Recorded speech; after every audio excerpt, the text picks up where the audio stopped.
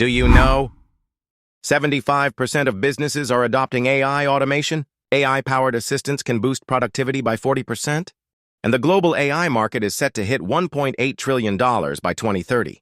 From automating businesses to coding entire apps, AI agents are changing the game, but how do they work? And can they replace human jobs?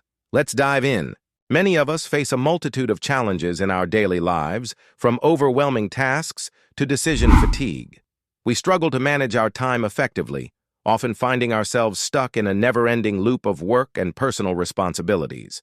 Our inboxes are flooded with emails, our social media feeds are filled with endless notifications, and we're constantly bombarded with information that demands our attention. This can lead to feelings of burnout and exhaustion, making it difficult to stay focused and motivated. As we navigate these challenges, it's clear that we need a solution to help us streamline our lives and regain control over our time.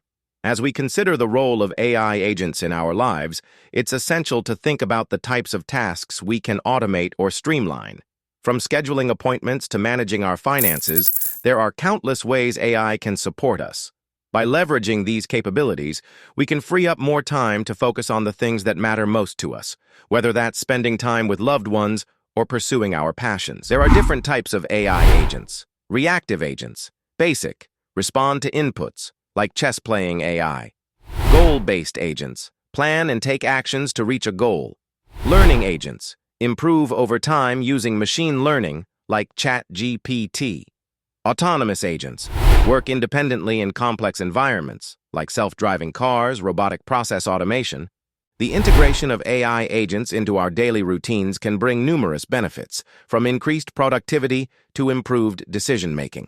By automating routine tasks and providing personalized recommendations, AI agents can help us streamline our lives, reduce stress, and achieve a better work-life balance.